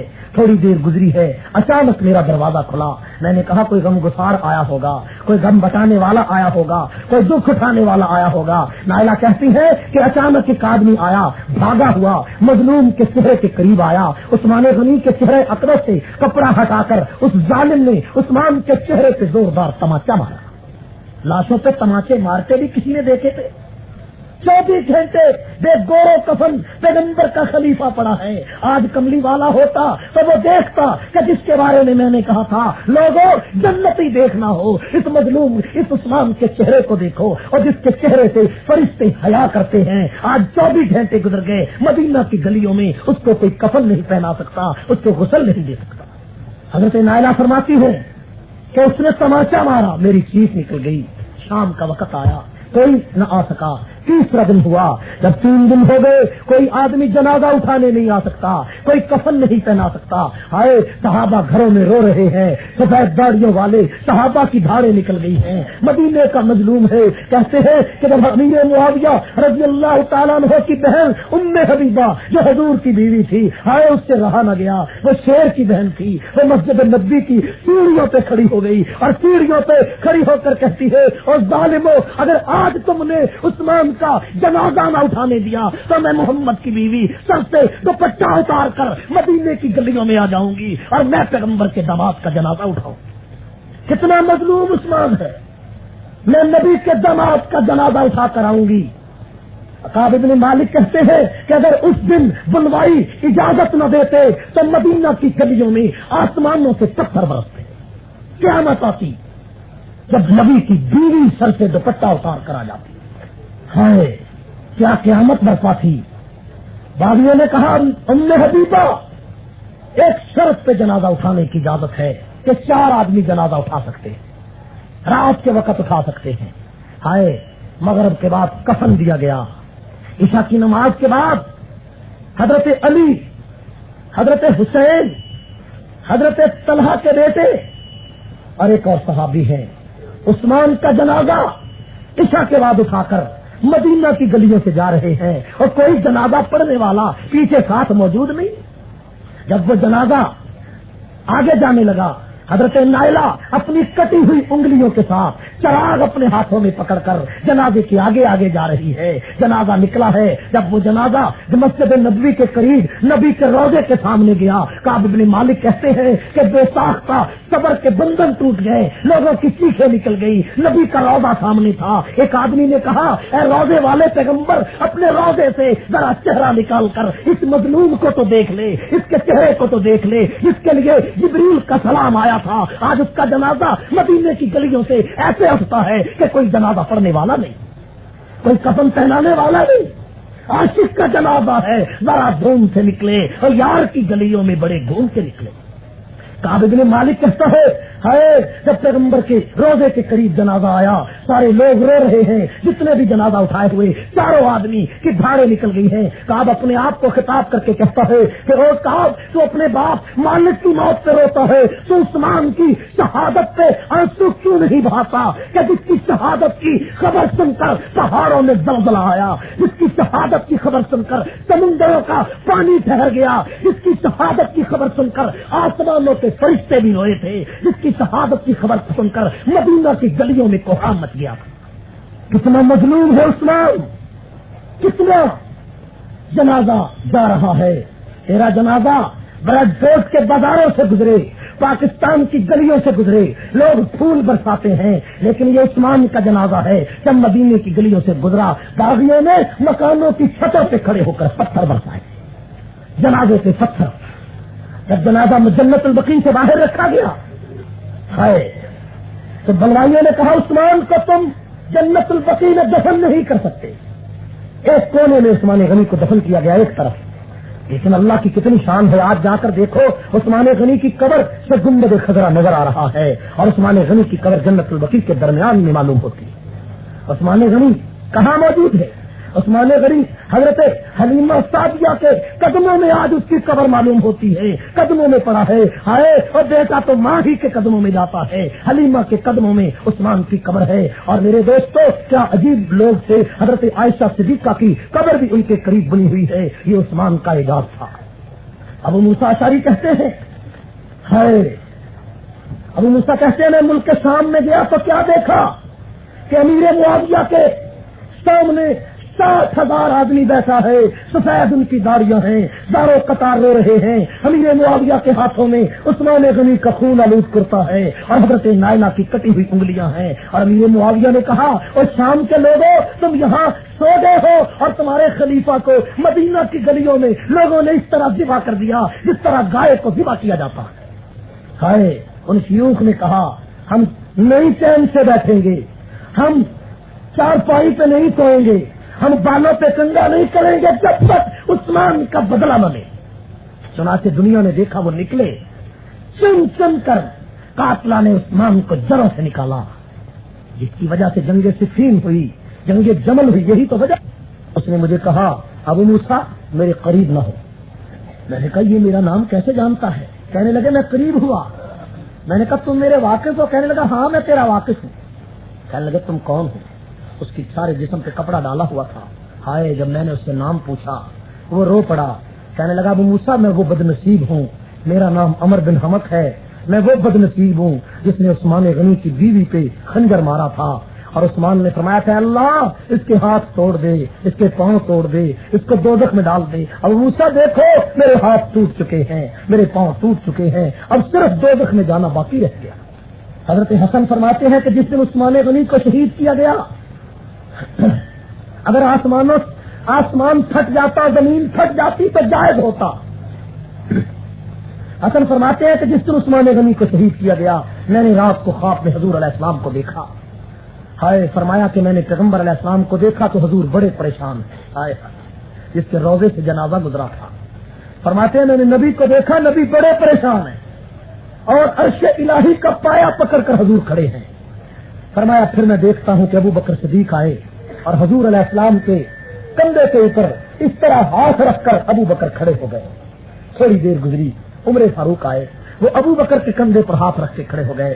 اس کے بعد حضرت حسن فرماتے ہیں میں نے اس کے بعد دیکھا کہ حضرت عثمان آئے, ان کے ہاتھوں میں اپنا سر پکڑا ہوا ہے اور خون بہ رہا ہے, اور کہتے اے اللہ کے رسول اس قوم سے پوچھو مجھے کس جرم میں ذبح کیا ہے, میرا کیا قصور تھا. ہائے, حضرت حسن فرماتے ہیں یہ خواب البدایہ والنہایہ میں موجود ہے. حضرت حسن فرماتے ہیں کہ جب عثمان غنی نے یہ اپنا سر پیش کیا اسی وقت عرش الہی کانپنے لگا, عرش الہی ہل رہا تھا. تھوڑی دیر کے بعد میں نے دیکھا آسمانوں سے خون کی ایک ندی زمین کی طرف بہا دی گئی, ایک پرنالہ زمین کی طرف بہا دیا گیا, اور آواز آئی اب یہ خون جو مسلمان نے ایک مظلوم خلیفے کا کیا ہے, جو مسلمان اپنے آپ کو کہتے ہیں, انہوں نے ایک مظلوم کو ذبح کیا ہے, اب مسلمان قیامت تک مسلمانوں کی گردنوں کو کاٹتا رہے گا. اس سے پہلے کسی مسلمان نے کسی مسلمان کو نہیں مارا تھا, لیکن عثمان کا خون اتنا پیارا تھا, اللہ نے فرمایا مسلمان اب قیامت تک ایک دوسرے سے لڑتا رہے گا, وہ خون آسمانوں سے زمین کی طرف بہا دیا گیا. عبداللہ ابن مبارک فرماتے ہیں کہ میں خانہ کعبہ کا طواف کر رہا تھا. خانہ کعبہ کے طواف کے دوران ایک آدمی وہ بھی طواف میں موجود ہے, ملتزم پہ جب میں دعا کرنے لگا تو اس نے وہ بھی دعا کرنے لگا, کہنے لگا اے اللہ مجھے معاف کر دے, اے اللہ مجھے, لیکن مجھے پتا ہے تو مجھے معاف نہیں کرے گا. نہیں کہتا. عبداللہ کہتے ہیں میں نے اس کا ہاتھ پکڑ لیا. میں نے کہا تو کون ہے؟ میں نے تجھے کئی دن ہو گئے دیکھا ہے, تو روز یہی دعا کرتا ہے کہ اللہ تو مجھے معاف کر دے, اور مجھے پتا ہے تو مجھے معاف نہیں کرے گا. ہائے, عبداللہ کہتے ہیں کہ میں اس کو ایک طرف لے گیا. میں نے پوچھا تو کون ہے؟ کہنے لگا وہ میں بد نصیب کنانہ بن بشر ہوں کہ جس نے عثمان غنی کے سر اقدس پہ لوہے کی لت ماری تھی, جس ہاتھ سے میں نے لت ماری تھی اے عبداللہ بن مبارک دیکھو یہ ہاتھ سوکھ کر لکڑی بن چکا ہے، اور میں آج کئی سالوں سے اللہ کے دربار میں رو رہا ہوں، لیکن مجھے پتا ہے معافی نہیں ملے گی۔ عبداللہ کہتے میں نے اس کو دھکا دیا، میں نے کہا جا کعبے سے نکل جا، تیرے جیسے مردود کے لیے دنیا میں کوئی معافی نہیں۔ ابو موسیٰ اشعری کہتے ہیں کہ میں ملک شام سے واپس آ رہا تھا، میں نے دیکھا کہ ایک جامع مسجد کے دروازے پر ایک آدمی تڑپ رہا ہے، میں قریب ہوا، اس نے کہا ابو موسیٰ پیچھے ہٹ جاؤ۔ میں حیران ہوا کہ یہ مجھے کیسے جانتا ہے، لیکن میں قریب ہو کر اس سے پوچھنا چاہتا تھا تو کون ہے، لیکن مجھے کہنے لگا ابو موسیٰ پیچھے ہٹ جاؤ، میرے قریب نہ ہو وہ۔ میں نے پوچھا کیا بات ہے، وہ رو کر کہنے لگا اے ابو موسیٰ مجھے جانتے نہیں؟ کہنے لگے میں تجھے نہیں پہچانا۔ تو ابو موسیٰ کہتے ہیں مجھے وہ رو کر کہنے لگا میں وہ بدنصیب عمر بن حمق ہوں جس نے عثمان غنی کی حرم اقدس پر خنجر چلایا تھا، اس حضرت نائلہ کی انگلیاں کٹ کر زمین پر گر پڑی تھی، تو عثمان نے فرمایا تھا اللہ اس کے ہاتھ توڑ دے، اس کے پاؤں توڑ دے اور اس کو جہنم میں ڈال دے۔ اے ابو موسیٰ دیکھ میرے ہاتھ دونوں ٹوٹ چکے ہیں، میرے پاؤں ٹوٹ چکے ہیں، اب صرف جہنم میں جانا باقی رہ گیا۔ ابو موسیٰ کہتے ہیں کہ عثمان غنی کی شہادت پر صحابہ نے کہا آسمان پھٹ جاتا تو حق ہوتا، زمین پھٹ جاتی تو حق ہوتا، سمندر ٹھہر جاتے تو حق ہوتا، دریا پانی ابل دیتے تو حق ہوتا، آگ بجھ جاتی ہمیشہ کے لیے تو حق ہوتا، پتھر ریزہ ریزہ ہو جاتے تو حق ہوتا۔ عثمان کی شہادت سے، عثمان کے ظلم سے، عثمان کی مظلومیت سے آج اس کی مظلومیت کا دن 18 ذی الحج آتا ہے، گزر جاتا ہے، نہ ملا کو تکلیف ہے، نہ پیر کو تکلیف ہے، نہ چودھری کو تکلیف ہے، نہ آپ کو تکلیف ہے، نہ مجھے تکلیف ہے۔ ہائے وہ اتنا مظلوم ہے 1400 سال سے جو رسول اللہ کے مدینے میں شہید ہوتا ہے، مدینے پیغمبر کے پڑوس میں شہید ہوتا ہے، اس کی شہادت کی خبر نہ ریڈیو میں آئے، نہ ٹیلی ویژن میں آئے، نہ تیرے جلسوں میں آئے، نہ تیری کتابوں میں آئے، نہ تیرے افسانوں میں آئے، نہ تیرے مضامین میں آئے، تف ہے تیری بے حسی پر۔ اللہ مجھے اور آپ کو عثمان غنی کی مظلومی